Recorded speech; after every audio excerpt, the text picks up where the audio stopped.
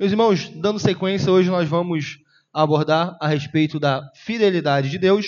É um atributo comunicável, tá? Nós já vimos alguns atributos incomunicáveis, ou seja, é um atributo, quando é incomunicável, como o nome já diz, não comunica-se aos homens. Então é algo que Deus só tem em si mesmo. Quando é comunicável, é algo que Deus comunica às suas criaturas. Tudo bem? Antes de nós entrarmos no estudo, nós precisamos mais uma vez reforçar uma questão. Um atributo, quando nós estamos falando aqui atributos de Deus, é atributos que todas as pessoas divinas têm. Que isso? Deus é um em essência, três em pessoas. Certo? Deus Pai, Deus Filho, Deus Espírito Santo. Esses atributos todos que nós estamos vendo pertencem ao Pai, ao Filho e ao Espírito Santo. Nós estamos falando de Deus. Compreende-se Trindade Santa. Tá bom? Por que nós estamos falando isso? Porque muitas vezes nós podemos ter determinadas dúvidas e adentrarmos nos estudos com dúvidas, achando, por exemplo, que isso aqui é só sobre Deus Pai. Não é. É sobre a Trindade.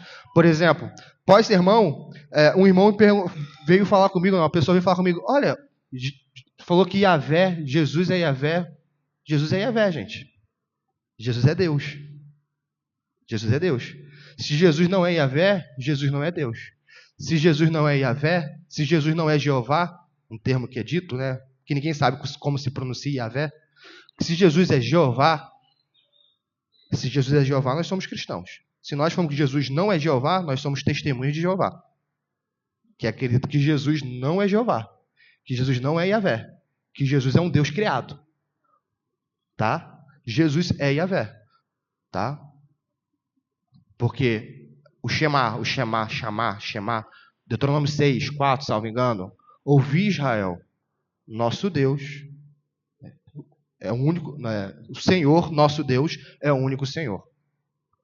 E Yahvé, nosso Elohim, é o único Yahvé.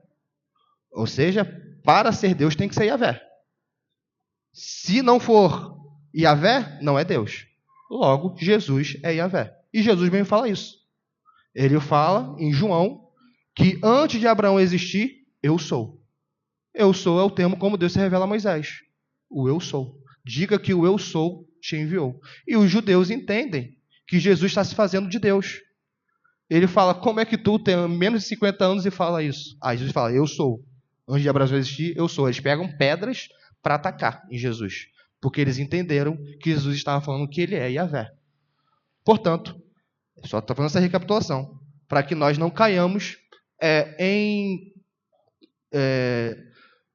armadilhas dos nossos pressupostos. Então, Deus é Trindade. Quando nós quisermos falar de uma pessoa da Trindade, nós vamos distinguir de qual pessoa da Trindade nós estamos falando. É o Pai, é o Filho, é o Espírito Santo.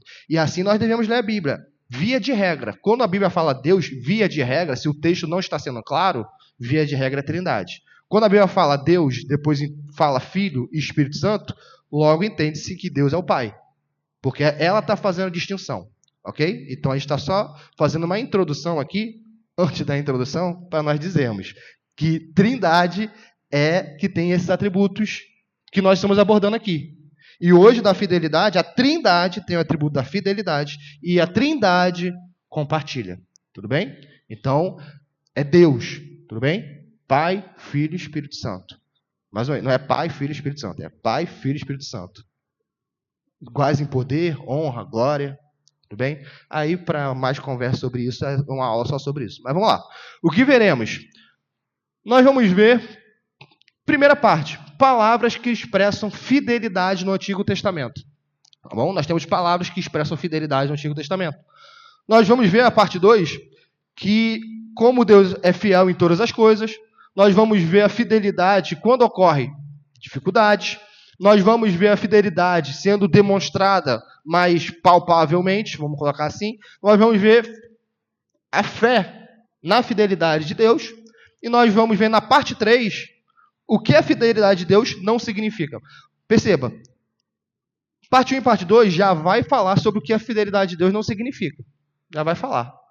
Mas como a gente pode devanear, vai ter uma parte só falando, olha, isso não significa isso. Então a parte 3 poderia ser tirada. Mas só para deixar claro o que a fidelidade de Deus não significa, está lá bem estampado, ó, não significa isso. Tá bom? Então a parte 3 vai ser só um slide, basicamente, só para relembrar o conceito geral. Para nós não sairmos daqui falando, Deus é fiel. Eu vou orar para ter uma promoção no emprego e eu vou conseguir. Não é isso a fidelidade de Deus. Tá? Não é isso. E nós vamos ver.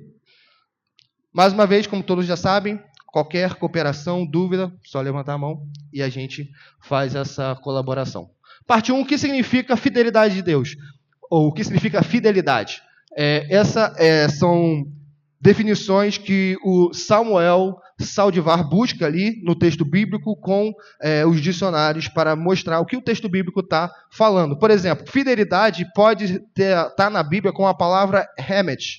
A palavra emet ocorre 127 vezes e é traduzida com mais frequência como fidelidade ou verdade. Ok? Uma ideia central nessa palavra é a verdade. Portanto, fidelidade não pode ser dissociado de verdade. Não pode. Jamais. Deus é fiel a si mesmo e à sua palavra. E Deus é fiel a si mesmo e à sua palavra. Essa palavra, emet, é usada no contexto dos relacionamentos que Deus escolhe ter com o seu povo. Tá? Dá para abrir ou não dá? Dá. Douglas, por favor, Neemias 9:33. Jéssica, Oséias 4:1. Edneia, está com Zacarias 7:9. Você pega do final do Antigo Testamento e vai voltando, vai ser mais fácil. Pega lá de Malaquias e volta.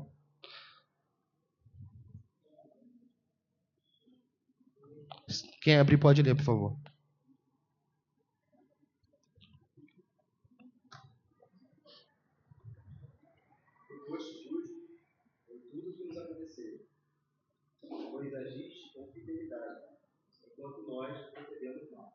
Obrigado. Antes de nós dar uma sequência, como esses textos nós estamos abrindo, né? Talvez muitas das vezes possa abrir o texto e a palavra tá outra. Por quê? Porque é uma tradução. Tudo bem? Então, fidelidade, por isso que aqui, ó, é com mais frequência, emet é traduzido com mais frequência como fidelidade. Mas talvez possa ter uma tradução que a gente vai abrir aqui, que vai estar o termo verdade. Tá bom? Mas, por exemplo, a Ara traduz como fidelidade. Ah, é um erro de tradução trazer verdade? Não. Porque essa palavra emet, ela tem um campo semântico. Ok? Jéssica, por favor. Verso 1. Israelitas, ouçam a palavra do Senhor, porque o Senhor tem uma acusação contra vocês que vivem nesta terra. A fidelidade e o amor desapareceram desta terra, como também o conhecimento de Deus. 4:1. Emet, fidelidade é emet. Ok? Fidelidade e o amor. A acusação de Deus contra Israel é que a fidelidade e o amor desapareceram. Edneia, por favor, Zacarias 7:9.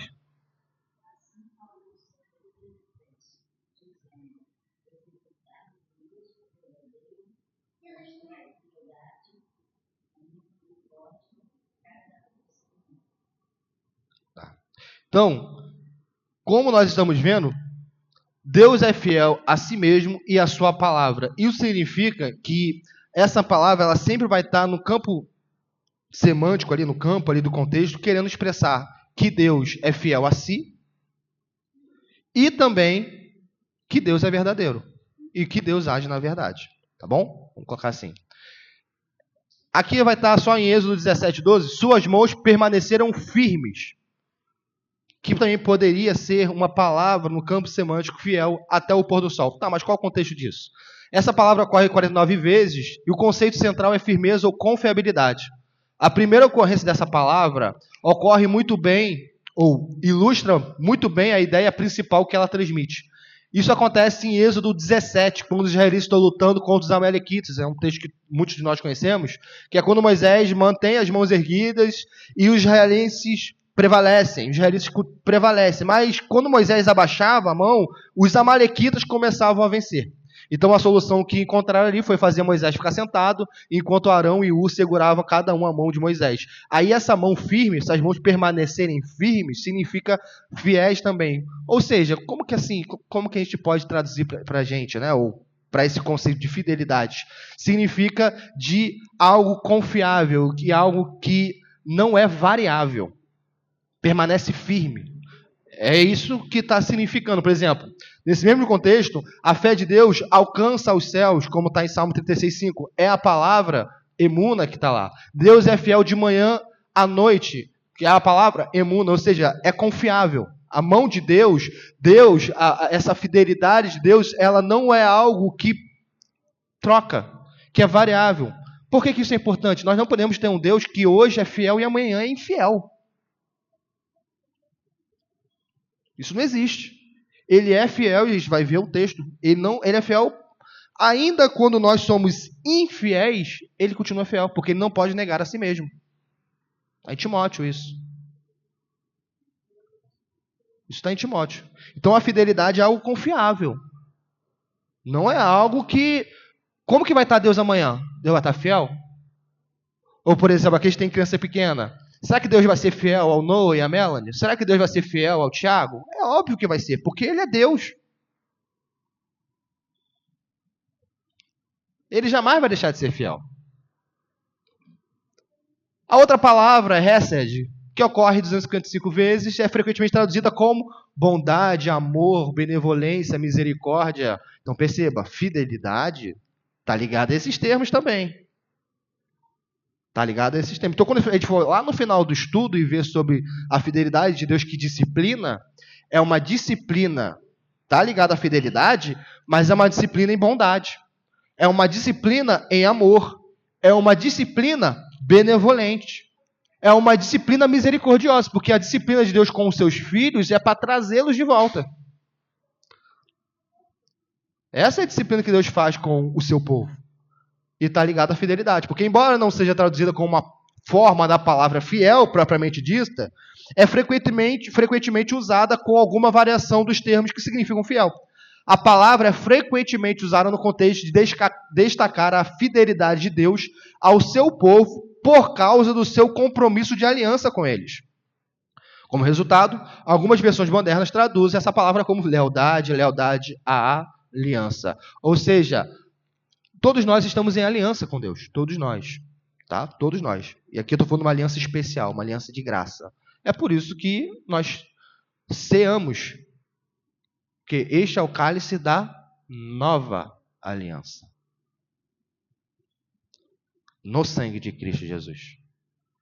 Então a aliança que Deus tem conosco é uma aliança que é administrada agora na plenitude dos tempos em Cristo Jesus. No qual todos os favores e benefícios de Cristo nós temos. E Deus é fiel. Deus jamais vai contra si mesmo. Não vai. Então, por exemplo,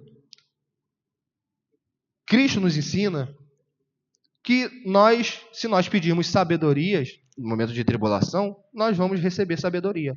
Peça liberalmente, e Ele a todos dá liberalmente, e nada lhes impropera. Pois bem, chegará algum momento que eu pedirei sabedoria e Deus me negará? Não.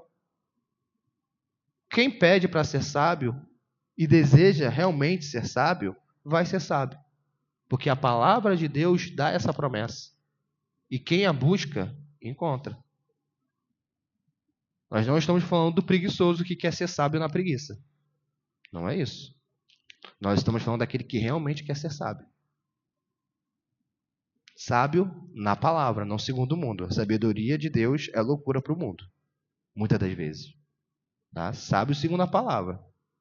Crer que Deus criou tudo ex nihilo.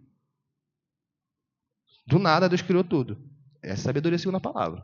Ok? Zacar é a palavra, ocorre cerca de 235 vezes e geralmente é traduzida com alguma forma do verbo lembrar. Isso é interessante por quê? Porque isso vai estar na palavra de Deus também, e a gente vai ver ali, que, como que Deus está falando lembrar se Deus não se esquece? Qual é o sentido? O termo vai mesmo explicar para a gente, porque embora seja frequentemente usada para descrever pessoas que tentam trazer à tona alguma ideia ou evento, também pode referir-se à ação que acompanha o ato de pensar ativamente. Está aí em Deus. em Deus não sugere que ele tenha esquecido ou precise ser lembrado. Destaca que Deus agirá de acordo com aquilo que está lembrando. Essa palavra está ligada à fidelidade de Deus no contexto em que ele se lembra da sua aliança, de seu povo e das promessas que lhes fez. Aqui em Gênesis 8:1, pode abrir, Gabriel, por favor? Arante.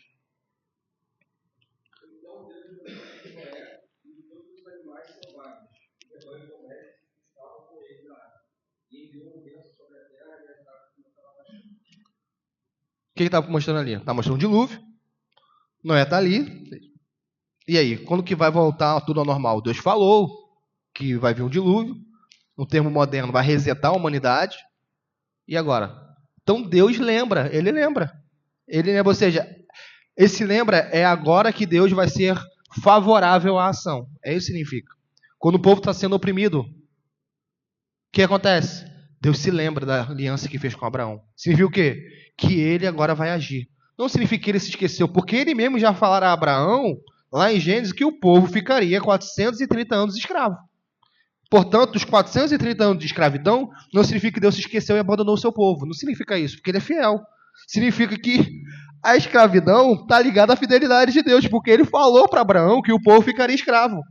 Então, a opressão que o povo sofre também está ligada à fidelidade de Deus, de maneira a formar um povo para si, de maneira a fazer o povo crescer, de maneira a mostrar o seu poder e a sua glória.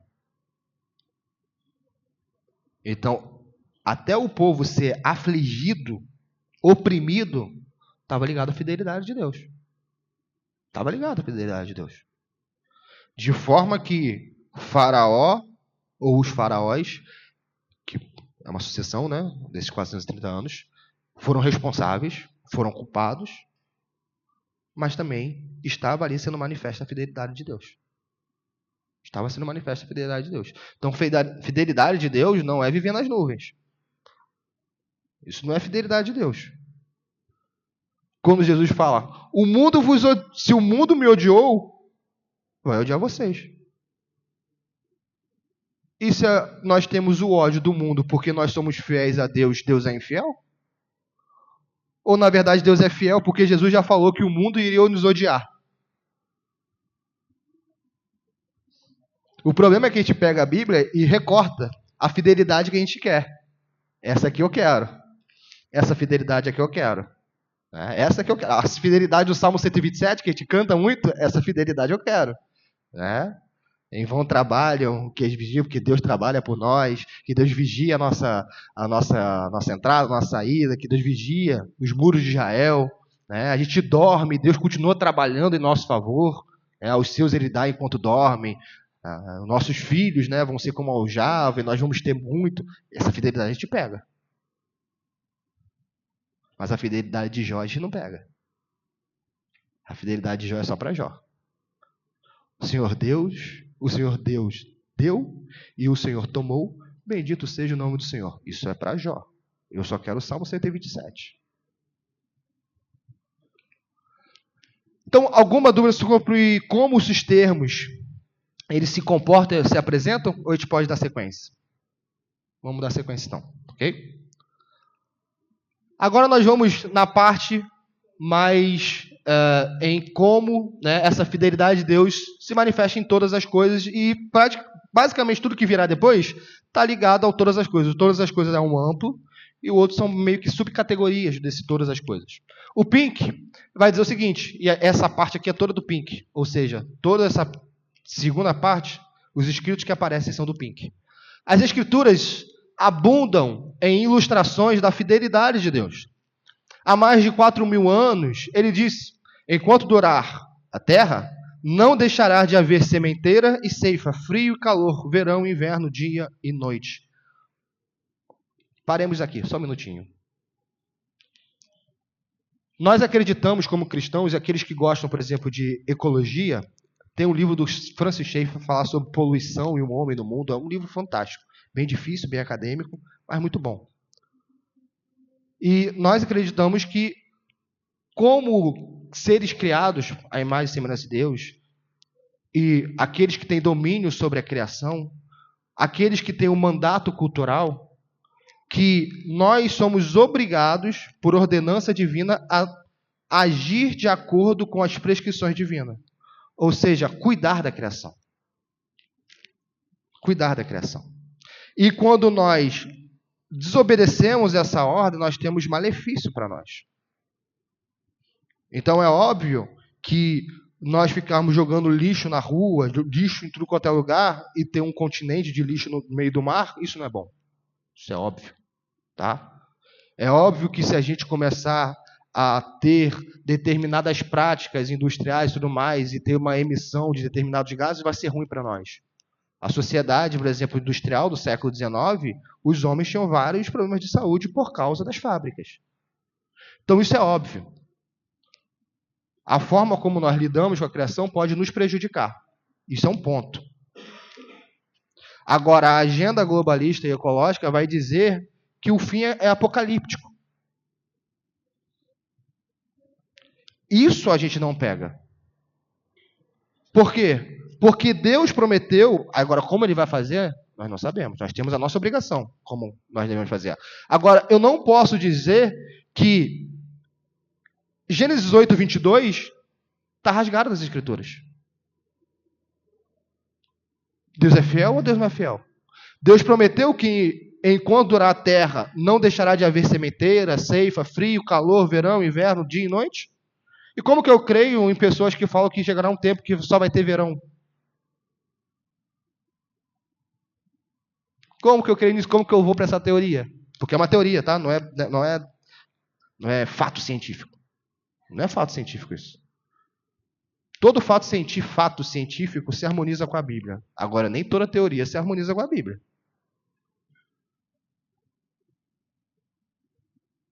Então, cuidado, quando a gente está falando de fidelidade de Deus, eu puxei esse link aqui para mostrar que muitas das vezes nós dizemos acreditar na fidelidade de Deus, mas abraçamos pautas que não acreditam que Deus é fiel. Logo, eu vou cuidar bem da criação, vou, mas não por um medo apocalíptico de uma agenda globalista, mas porque Deus ordenou. Porque eu sou a imagem e semelhança de Deus. O Senhor Deus deu esse mundo aos homens e requer dos homens cuidar bem desse mundo. Essa é a base de como nós agimos bem na criação. Essa é a base. Não é pegando pauta política, ideológica. E também não é deixando falando assim, não, pode fazer tudo o que pode fazer, né, e vai ter sempre sementeira. Isso é tentar a Deus. Isso é tentar a Deus. Ok? Mas o fato de eu tentar a Deus significa que não vai ter isso? Não, significa que vai ter. Mas eu vou ser punido por ter tentado a Deus. Ok? Essa é a grande questão. Cada ano que vem fornece um novo testemunho do cumprimento dessa promessa por parte de Deus. É muito interessante isso, porque falava-se no início do século XX que o boom populacional faria com que até o ano 2000 houvesse escassez e fome. Essa é a teoria do início do século XX. O século XX tem uma teoria, para aqueles que gostam de nerdice, de filme, né? O Thanos, ele é um vilão criado nessa teoria. A teoria de que o mundo superpopuloso faz com que não tenha alimento para todo mundo. É uma teoria do início do século XX. E dessa teoria criou-se o controle de natalidade. O controle de natalidade vem da teoria, né, basicamente, de que a gente precisa controlar o nascimento de filhos, porque se a gente tiver muito filho, não vai ter comida para todo mundo. Basicamente. É claro que cada teórico da controle de natalidade vai ter uma mente. O que aconteceu? O boom populacional continuou. Nós temos 8 bilhões de pessoas hoje. E hoje o mundo tem menos pessoas em miserabilidade, menos pessoas que morrem de fome do que antes do século XX. E os países que adotaram a controle de natalidade agora estão mandando os filhos, a sociedade ter filho. Por quê? Porque a sociedade envelheceu. O Japão é uma sociedade velha. A Europa é uma sociedade velha. O Brasil está envelhecendo. Nossa previdência, se a gente não tiver filho, vai quebrar. Por quê? Porque Deus, Ele nos ordena e Ele fala que Ele vai dar um ambiente propício. Ele vai dar um ambiente propício. Ele vai dar. Olha só, um cristão que pegou... Imagina um cristão que foi adepto a essa teoria do século XX. Mostrou que ele viveu por uma mentira. Meus irmãos, não vivam por uma teoria. Vivam pela palavra de Deus, que é a regra de fé e prática. Porque você pode ver uma teoria e você morrer e ter vivido por uma mentira. Eu não sei os irmãos, mas eu não quero morrer e ter vivido por uma mentira. É por isso que o cristão é chamado para viver na palavra, porque eu sei que a forma que nós vivemos, se for baseada na palavra, ela vai ser verdade nesse século, no século 22, século 23, se Jesus não voltar. Se Jesus não voltar, a forma que a gente vive vai ser sempre a forma que deve ser vivida. Nós vivemos igual aos cristãos do século IV, aos cristãos do século III. Vivemos igual, porque a palavra de Deus não muda. Oi. Essa questão aí que eu estou falando é algo muito notório, né? Eu me lembro, quando eu tinha mais ou menos, acho que 12 anos, até menos um pouquinho, faltava alimento no mercado. Faltava carne, faltava feijão. Hiperinflação. E aí a minha mãe mandava para mim ter dia, madrugada, para ficar na rua do mercado.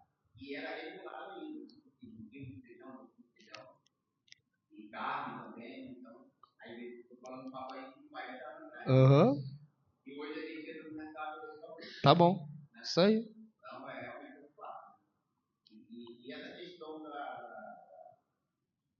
dessa teoria, né, de hoje, né, da natureza, né, da acúmulo de lixo, né, dos elementos o fato é que é ligado ao pecado, né, vamos dizer assim. Sim, isso aí. Porque o homem perdeu, né, o certo de autoridade que ele tinha através do pecado, né, e aí onde ele vê essa nossa mente corrompida, né? Sim.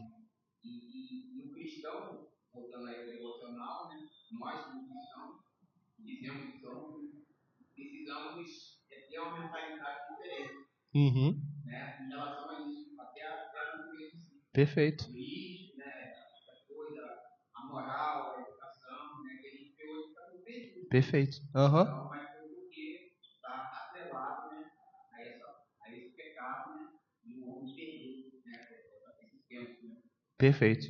Nós temos autoridade sobre a terra. Deus criou tudo e nos deu. O pecado faz com que nós transformemos autoridade em autoritarismo.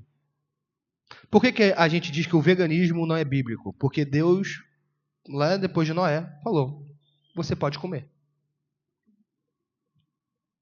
Se Deus falou em Noé que a gente pode comer, a gente pode comer. Se eu digo que é pecado comer carne, eu vou estar dizendo que Jesus pecou, porque Jesus comia carne. Por isso que um cristão não pode abraçar o veganismo. Um cristão pode não comer carne, escolha dele. Liberdade cristã. Paulo fala isso em Romanos. Liberdade cristã. Quer comer só vegetal? Só fruta? Só essas coisas? Agora, dizer que é pecado comer carne, você não pode afirmar isso. Não pode. Mais uma vez, liberdade cristã. Você pode comer só vegetal.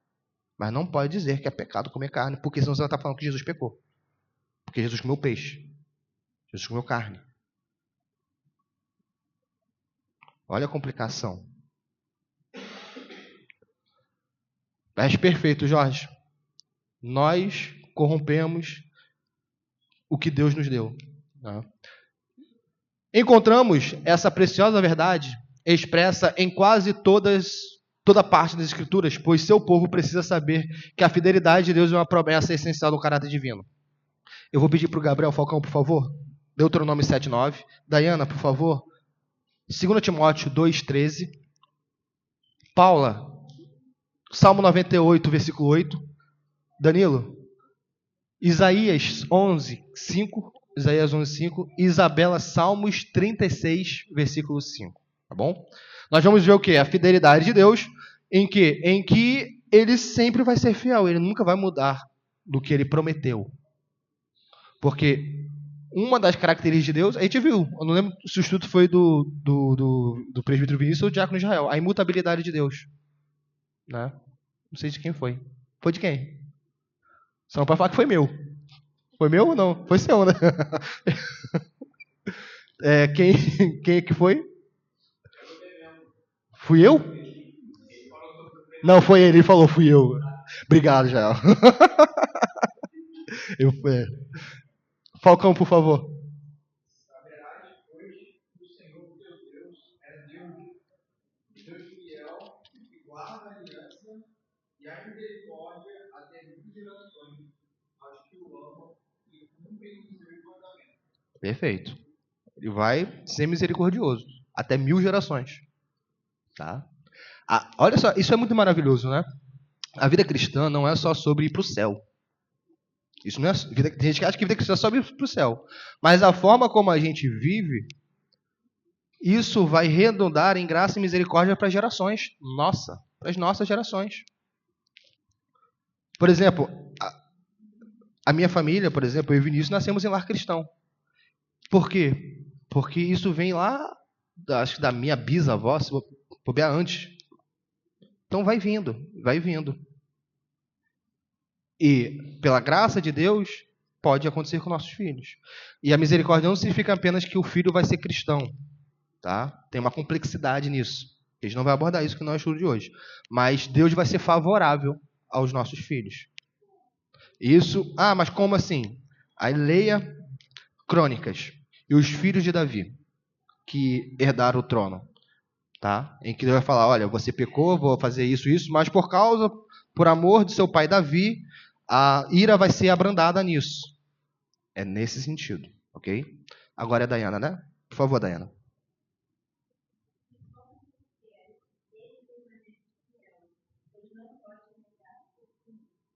Esse texto é maravilhoso. Se somos infiéis, ele permanece fiel, porque ele não pode negar a si mesmo. Deus não pode negar a si mesmo. Deus é fiel. Isso é maravilhoso, porque é para o pecador chegar-se a Deus, porque ele é fiel, porque ele disse, se você chegar a mim em arrependimento, eu vou te perdoar. Mas, Senhor, eu fui infiel, mas eu não falei? Eu sou fiel. Eu sou fiel. A sua infidelidade não vai fazer eu ser infiel. Eu já disse que eu não me aparto do contrito e abatido de coração. Pronto. Deus é fiel e a nossa infidelidade não anula a fidelidade dele. Paula, por favor.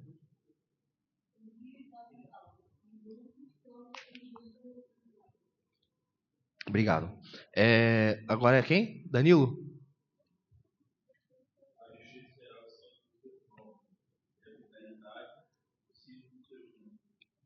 Isabela.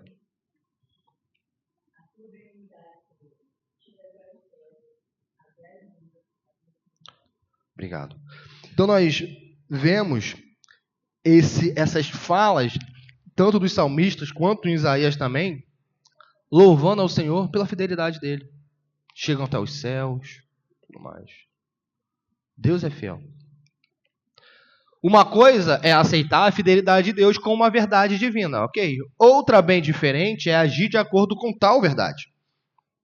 Deus nos deu muitas grandes e preciosas promessas. Mas estamos realmente confiando no cumprimento delas, ou seja, que ele vai cumprir aquilo que ele prometeu? Ele vai cumprir aquilo que ele prometeu. Não é a irmãzinha falou que Deus disse isso para mim. Ele tem que cumprir isso. É a irmãzinha que falou. Deus não assinou embaixo. Tá? Deus não assinou embaixo. Tem gente que nesse meio de novas revelações fica decepcionada com Deus. Mas o que Deus fala lá em Israel? Ou seja, o povo de Israel, quando havia essa fase de revelação. Deus fala, olha, se o profeta falar alguma coisa e não se cumprir, apedreje o profeta, porque o que ele falou não veio de mim. É isso que está na Bíblia. Por que Isaías é profeta? Por que Jeremias é profeta? Por que Ezequiel é profeta? Porque tudo que eles falaram, quando assim diz o Senhor, se cumpriu. Eles são verdadeiros profetas. O falso profeta, ele pode falar uma coisa e pode se cumprir, porque relógio quebrado acerta a hora uma vez ao dia, ou 2 vezes ao dia, né? 2 vezes. Agora, basta uma fala de nova revelação, entre aspas, que não se cumpra, já é considerado falso profeta. Qual o exemplo disso? Balaão. Pentateuco. Primeiro momento, ele falou tudo certinho, abençoou o povo de Israel. No segundo momento, ele fez Israel cair em pecado. Então, basta uma profecia. Se alguém quer acreditar em profecia, nos dias de hoje, a gente deveria acreditar na profecia da Bíblia. Mas se alguém quer ter essa ideia, basta uma profecia não se cumprir e acabou. É falso profeta. É falso profeta. A forma mais madura da fé cristã é acreditar que a nova aliança encerra-se essas revelações com os apóstolos e com o colégio apostólico. Depois que o cânon está fechado, a Bíblia se fechou em Apocalipse, não tem mais novas revelações. Essa é a visão mais madura. Mas aqueles que querem dar em imaturidade, tenham esse crivo que é bíblico. Ok? Quando ocorrem dificuldades, tá? Fernando, Isaías 50, versículo 10. Leandro, Isaías 30, versículo 18, por favor. Há épocas na vida em que não é fácil nem mesmo para os cristãos acreditar que Deus é fiel, isso é verdade. Nossa fé é duramente provada, nossos olhos se obscurecem com lágrimas e não podemos mais rastrear as manifestações do seu amor. Achamos difícil, sim, impossível pela razão carnal, harmonizar sua carrancuda providência com sua graciosa ou com suas graciosas promessas. Isso é verdade, existe um momento na nossa vida que fica difícil. O livro de Jó vai falar disso. Quem para de ler o livro de Jó no capítulo 4, não vai ver. Mas quem continua lendo o livro de Jó, vai ver que Jó tem um momento que ele não consegue entender essa providência carrancuda. Essa providência que parece que só nos maltrata. E Jó fala, Senhor, eu sei que tu és justo, mas eu queria ter um árbitro entre mim e ti para que eu pudesse pleitear contigo. Porque eu não estou entendendo. Eu sou justo, eu sou íntegro, eu sempre servi a ti, ajudei o próximo, era honesto, meus olhos se desviavam do mal, minha língua falava o que era bom, meus ouvidos se apartavam daquilo que era iníquo, e eu sofro. Eu não estou entendendo. Jó vai mostrar a providência divina, uma providência divina que nos machuca. Fernando.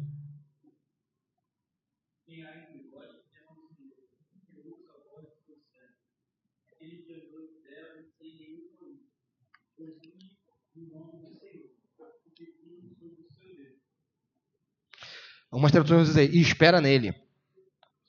Espera nele. A tradução quando vai falar espera nele, acho que é nessa ou é no Isaías 30, 18? Vamos ver. Isaías 30, 18, vamos ver. Qual que é a tradução? Só para eu ter uma certeza. Sabe? Qual é a tradução? Você sabe ou não sabe? Tá, vai lá, por favor.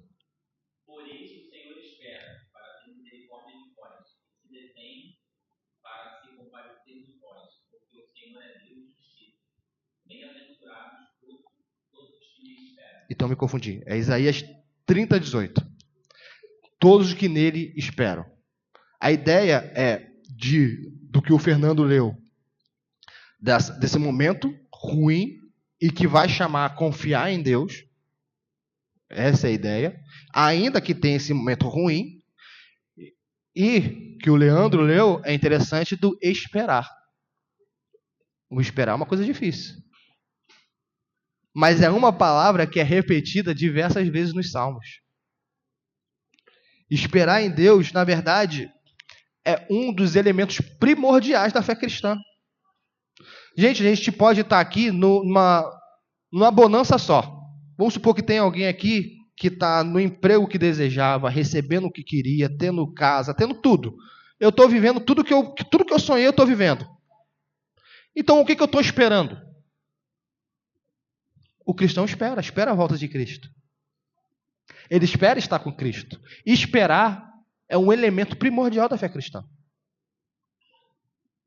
E é claro que nós temos outras coisas subservientes a esperar Cristo, que também, se for agradável a Deus, Ele nos diz, espera no Senhor. Espera. A vida cristã é esperar.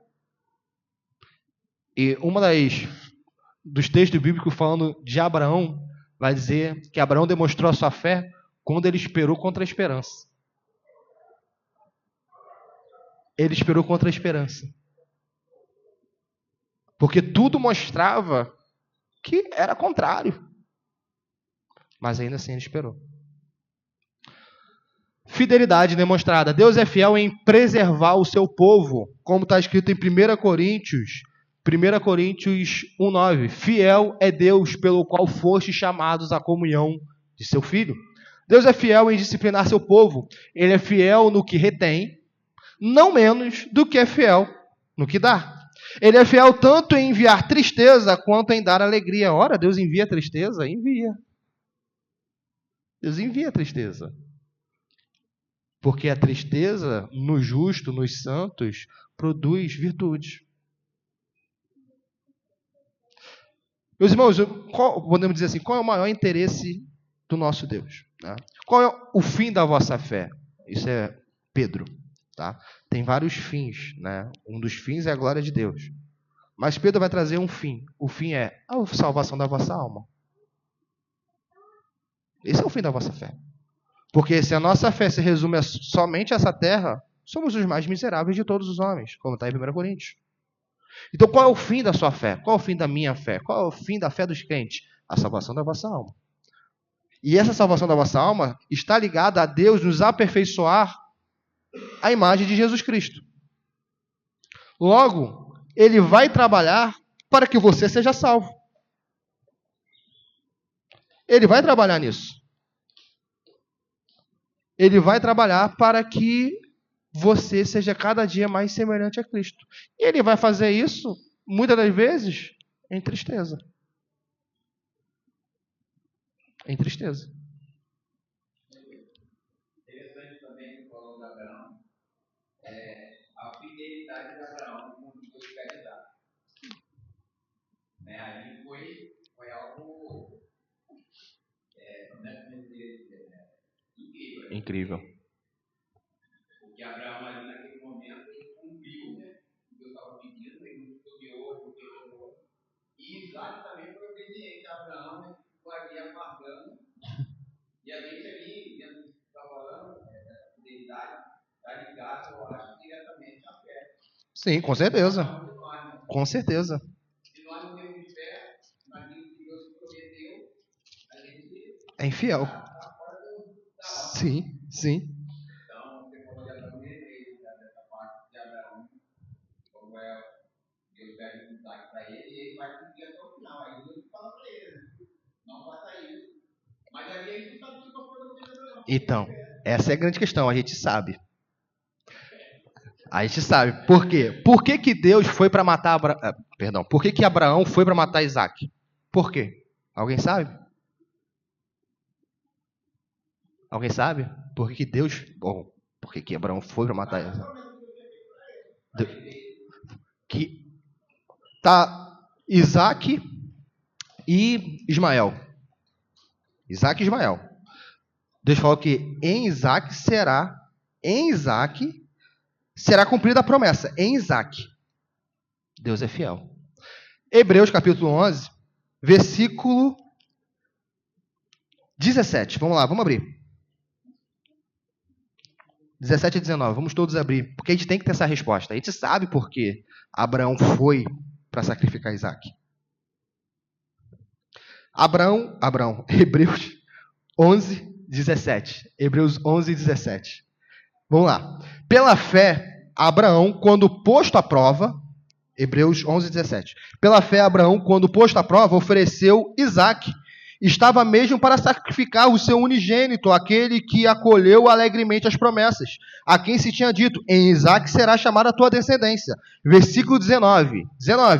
Porque considerou que Deus era poderoso até para ressuscitá-lo dentre os mortos. Essa é a resposta.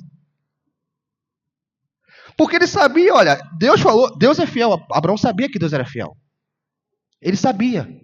A fé é fé em Deus. A fé do que Deus fala, Deus cumpre.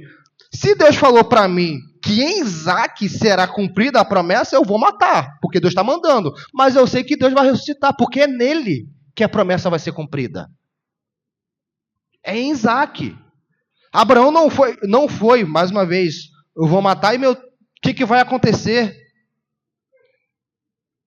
Não foi isso. Foi em conhecer a Deus. Essa é a diferença da fé cristã para a fé pagã.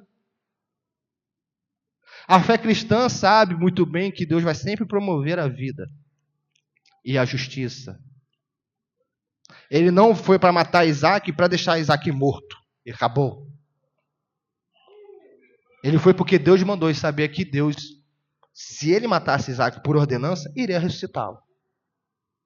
É por isso, porque Deus é fiel. Deus é fiel. Porque considerou que Deus era poderoso até para ressuscitá-lo dentre os mortos, de onde também, figuradamente, o recobrou. É isso. Essa é a resposta bíblica. Isso me lembrou que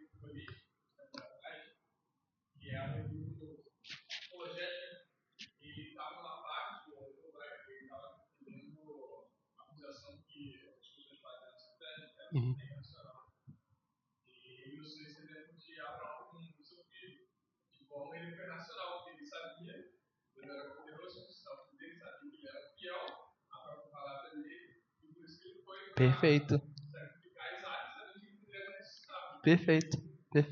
Perfeito. Olha, a defesa da fé. A nossa fé não é irracional. Nossa fé não é irracional. Não é.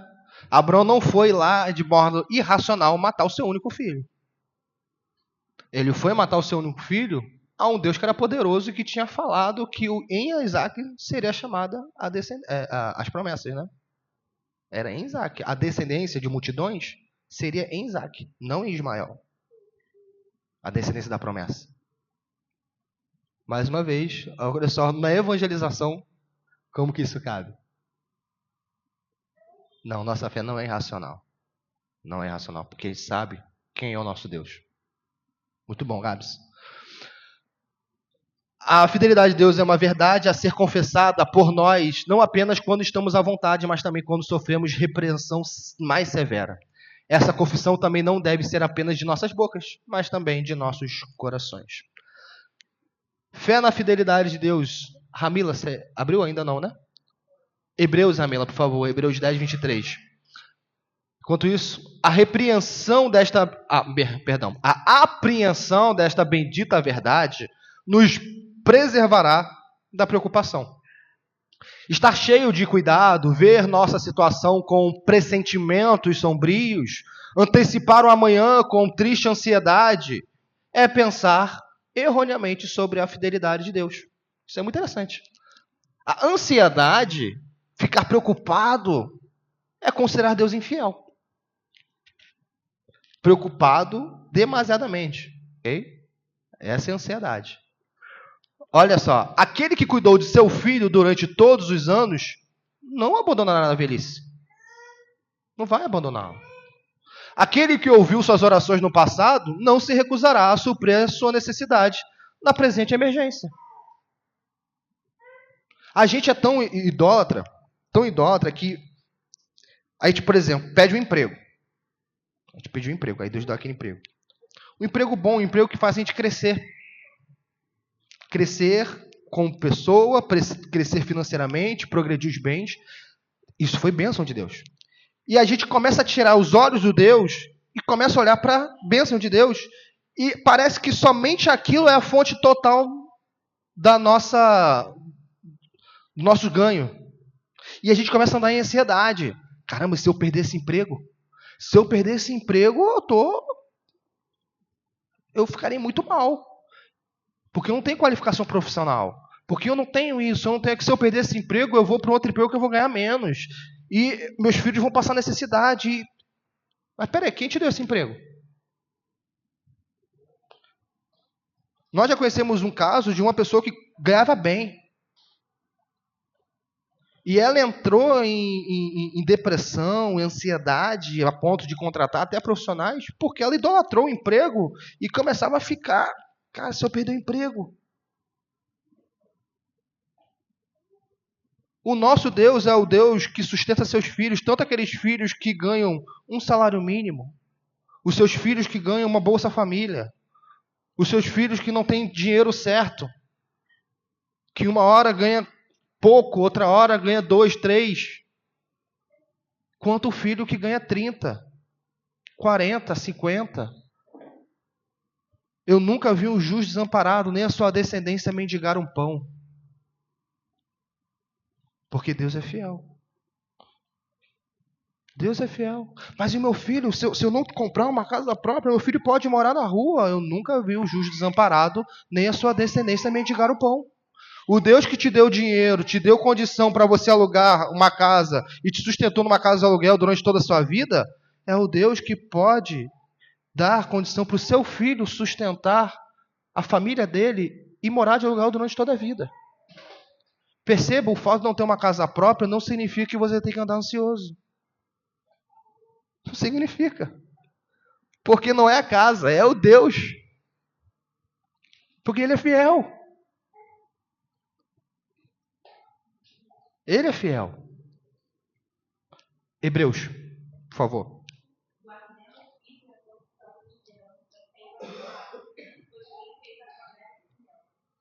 Porque quem fez a promessa é fiel. Guardemos firme a esperança? A confissão da esperança. Porque Deus é fiel. Olha como a fidelidade de Deus nos dá um conforto imenso. Nós não servimos um Deus que é aquele Deus que troca de humor. Tem até um termo para isso, mas me fugiu a memória. Mas ele é uma pessoa destemperada, não sei. Não, Deus é fiel. Acabou.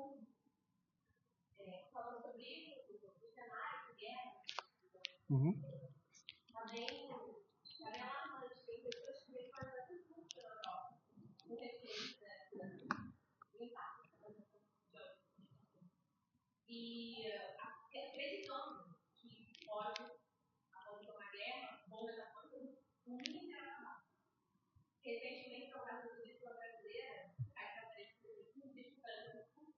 Caramba.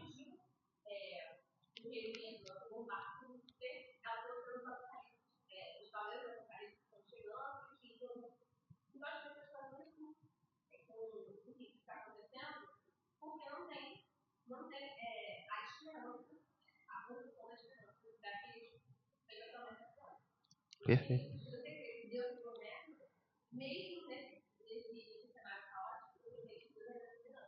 É isso. Meus irmãos, mais uma vez, a fidelidade de Deus não significa que vai estar tudo bem. Ah, tem um cenário alarmante de guerra. Deus sustentou os cristãos na Primeira e Segunda Guerra Mundial. Vou usar o Douglas porque ele é militar. Ele é o melhor para ser usado agora. Talvez quando ele entrou nas Forças Armadas, nunca imaginou que fosse para um ambiente de guerra. Porque o Brasil é um país pacífico. O Brasil, acho que a última guerra foi o quê? Do Paraguai? Do Brasil? Guerra mesmo? Não sei agora. Mas muito tempo. Faz muito tempo. Faz muito tempo. Né? Mas, talvez nos planos do Douglas e dos que estão nas Forças Armadas, que começaram lá, notava chegar um dia, estar no campo de batalha. Do Arantes, que é da aeronáutica. No campo de batalha. Vai ser é difícil acontecer uma guerra em que o Brasil esteja? É difícil, é mais fácil se os dois fossem do exército americano. Seria muito mais fácil. O exército americano está sempre em guerra com alguém. Mas, no Brasil é difícil. Mas isso é ponto para nós andarmos ansiosos? Não. Porque, meus irmãos, a gente entende que a gente é luz. E que a nossa história não é escrita por nós. É escrita por Deus. E que Ele usa a nossa história para os seus fins. E, olha só, qual é o fim da nossa fé? Mais uma vez, o fim da nossa fé, salvação da nossa alma. Esse é o fim. Eu vou dizer uma coisa que parece tenebrosa. Mas, se uma guerra redundar em salvação de mais almas, é mais proveitoso uma guerra do que uma não guerra. Perceba, eu estou falando possibilidade, até porque ninguém sabe se uma guerra vai salvar a pessoa. Não estou falando isso. Estou dizendo possibilidade. Ok? Ok? Mas o problema é que quando vem a adversidade, o crente se acovarda. O ímpio, ele pode perder o chão. O crente, no momento de adversidade, é aquele que tem que buscar em Cristo, tá? Assim, firme. Firme. O problema é que vem a adversidade, vamos lembrar, pandemia. Não precisamos nem para guerra, pandemia. Estava um ímpio com medo de morrer e estava o crente com medo de morrer. Pô, crente com medo de morrer? Assim, o crente com medo de morrer é algo que mostra uma fé secular. Um crente não tem medo de morrer. Ou ele luta contra esse medo, ele não se entrega a esse medo. Porque o morrer é Cristo, é lucro, e o viver é Cristo. Acabou. Acabou. Crente não pode ter medo de morte. Crente não pode ter medo de morte. Por que eu digo que uma guerra poderia redundar em mais salvação? Eu tiro isso da minha cabeça, da minha criatividade? Não, eu tiro isso da Bíblia, porque a perseguição dos filhos de Deus em Atos dos Apóstolos redundou em mais salvação. A igreja ser perseguida em Atos dos Apóstolos redundou em achar-se uma igreja em Antioquia. Em o evangelho ser anunciado e propagado mais livremente, sem a dependência dos apóstolos. Porque as pessoas eram espalhadas, os judeus, dispersos, e eles iam evangelizando. E as comunidades iam se formando, e depois vinha um apóstolo apenas para chancelar o início da igreja, colocar promover a eleição de presbíteros, e existia a missão do apóstolo Paulo, que era iniciar do zero. Também existia a missão do apóstolo Paulo e de outros. Mas Deus foi tão maravilhoso que ele não restringiu apenas na missão apostólica de que apenas aonde os apóstolos fossem começasse uma igreja. Mas toda a igreja, toda a liderança veio dos apóstolos. É uma coisa diferente. Tudo bem? Antioquia. Começou a igreja, mas a liderança veio de quem? Veio dos apóstolos. Veio dos apóstolos. Ninguém... Agora eu sou pastor. Do nada se declarou pastor. Colocou a mão sobre si e falou, eu sou pastor. Não existe isso na Bíblia. Veio os apóstolos e fizeram a ordenação, e depois os pastores, presbíteros, deram a sequência, que está até hoje, e vai continuar até a vinda de Cristo. Tá bom? Mas o que eu estou querendo dizer é, a perseguição da igreja redundou em salvação. A morte do Filho de Deus redundou em salvação. O problema é que para a gente o sofrimento não pode trazer bem, mas para Deus traz. Porque Deus converte o mal em bem. Ele usa o sofrimento para o bem. A gente não quer sofrer, mas talvez para o nosso bem seja necessário que soframos. E Deus quer o nosso bem. Porque Ele não quer ver você com aposentadoria feliz, tranquilo, paz, indo para o inferno. Ele quer ver você salvo. Ainda que você morra com 30 anos. É melhor morrer com 30 anos salvo do que viver até os 80, 90, tendo uma família maravilhosa e ir para o inferno. O fim da vossa fé é a salvação da vossa alma. O fim da nossa fé não se resume a essa terra. Não se resume a essa terra. Não se resume. Parte 3, agora é só relembrar. É a parte final. O que a fidelidade de Deus não significa? O que ela não significa? Ok. Fidelidade não significa que Deus responderá a todas as orações da maneira como oramos. Tá? Significa isso. Perceba, o estudo todo já falou basicamente disso, agora a gente vai falar mais concretamente. Não significa isso. A gente, quem estava ontem, viu que Deus responde nossas orações. O problema é nós acharmos que Ele responderá como nós oramos. O como que é uma problemática. Quando as coisas vão bem e parece que estamos recebendo o que desejamos, talvez por meio de orações respondidas, podemos reconhecer rapidamente a bondade e a fidelidade de Deus. Mas o verdadeiro desafio à nossa crença na fidelidade de Deus surge quando continuamos a experimentar orações não respondidas e quando as provações da vida começam a nos espremer como um limão em um espremedor. É difícil, é amargo, não parece certo. Podemos ainda dizer e acreditar que Deus é fiel durante esses períodos em que nós estamos sendo espremidos, triturados, provados? Podemos e devemos. Deus não promete nos dar tudo o que desejamos, nem sua fidelidade se baseia em tal promessa. Em vez disso, ele diz que fará com que todas as coisas cooperem para o bem daqueles que o amam. E ele determina o que é bom. É ele que determina o que é bom. Não sou eu, não é você. É Deus. Porque ele é bom. A nossa bondade tem maldade, porque nós somos maus. Se soubéssemos tudo o que ele sabe, confiaríamos plenamente. Confiaríamos plenamente nele e descansaríamos. Essa verdade nos ajuda a descansar na fidelidade de Deus, mesmo durante as provações. O crente não entende. Jó não entendeu. Jó não entendeu. Acabou o livro de Jó, a gente entendeu. O Jó não entendeu. Em nenhum momento Deus explica para Jó. Deus não explica, olha Jó, então vem cá. Eu estava lá, falei com Satanás, fiz meu servo Jó. E aí, para provar a sua fidelidade, Satanás veio e te tentou e fez tudo isso. Deus não falou em nenhum momento. Aconteceu.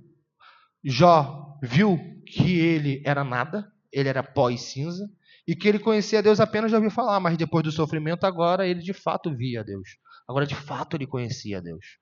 É isso, Deus não vai explicar por que a gente vai sofrer. Deus não vai explicar, ou Deus não vai trazer um alerta antes. Olha, se prepare, o sofrimento está vindo. Não vai acontecer isso. É por isso que os crentes são chamados sempre a estarem também, né? Também é por causa disso que os crentes são chamados a estarem sempre exercitando os meios de graça. É óbvio que um crente que negligencia os meios de graça, negligencia a oração, negligencia a palavra, negligencia os sacramentos, negligencia a comunhão dos santos, vive uma vida como Deus não existisse, Deus é só se der tempo. O sofrimento vai vir para todo mundo. Gente, todo mundo vai sofrer. Isso que é pregar na internet, em Hollywood, que algumas pessoas não vão sofrer, quem não vai sofrer é quem morreu cedo. Como diz Eclesiastes, quem não sofre? O aborto. O aborto não sofre. Ele não sofre. Agora, todos nós que vivemos, que nascemos, estamos debaixo desse sol, nós vamos sofrer.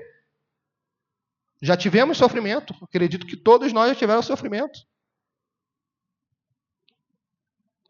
Viver é sofrer. Me vê até agora, por exemplo, sentindo dor, caso que o deixe nascendo. É um bebê, está sofrendo.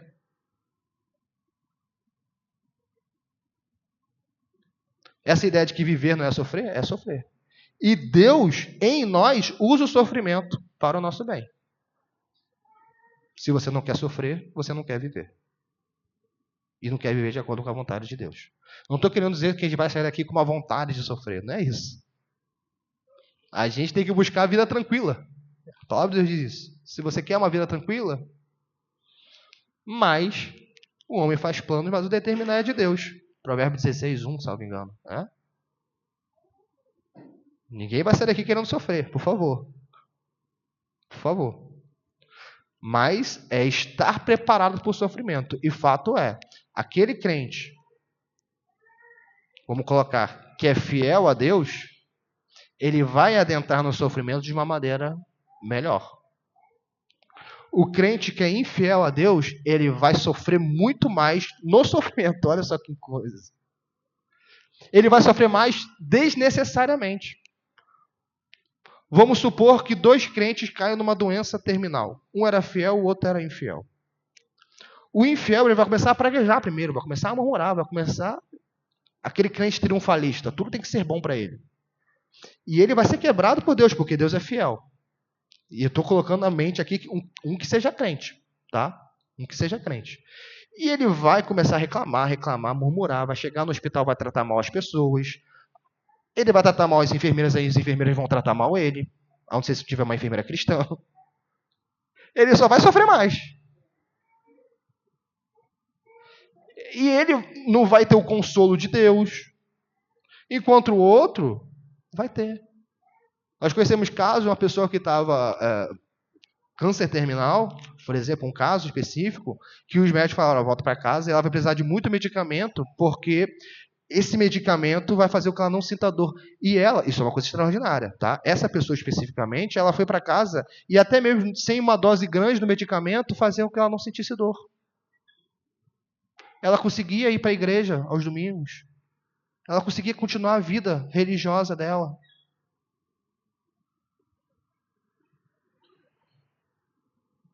Deus ouviu a oração. Ela continuou com câncer terminal. Deus não curou ela, ela morreu. Mas ela morreu indo para a igreja. E tem outros cristãos que vão ficar numa cama, sendo fiéis a Deus, mas até mesmo naquele momento, na cama, sendo fiel a Deus, nós vamos lá para consolar a pessoa e nós vamos sair consolados. Não sei quem já teve a oportunidade de evangelizar, de conversar com um crente que está muito debilitado, quase indo para a glória, e você vai ali para tentar consolar a pessoa. E você sai consolado. É você que sai consolado. A fidelidade de Deus nos faz passar no momento do sofrimento de forma diferente. Diferente. Dura coisa é recalcitrares contra o aguilhão. Paulo viu isso na pele. Ele primeiro resistiu. Depois, ele vem para Cristo. Nunca precisamos duvidar de que Ele está realizando seus bons propósitos para nós. E devemos nos apegar a essa verdade, especialmente quando não conseguimos entender o que Ele está fazendo. A vontade de Deus é boa, perfeita e agradável. Eu posso estar sentindo dor, mas a vontade de Deus é boa, perfeita e agradável. E está trabalhando ali para me tornar semelhante a Cristo, aperfeiçoando a minha fé, porque o fim da minha fé é a salvação da minha alma. Esse é o fim da minha fé. Nossa fé não se resume a esta terra. Não se resume. Nós vamos morrer.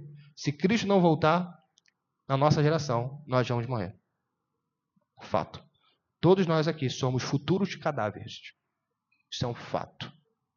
A menos que Jesus volte. E até na morte, Deus é fiel. Amém? Perguntas ou considerações?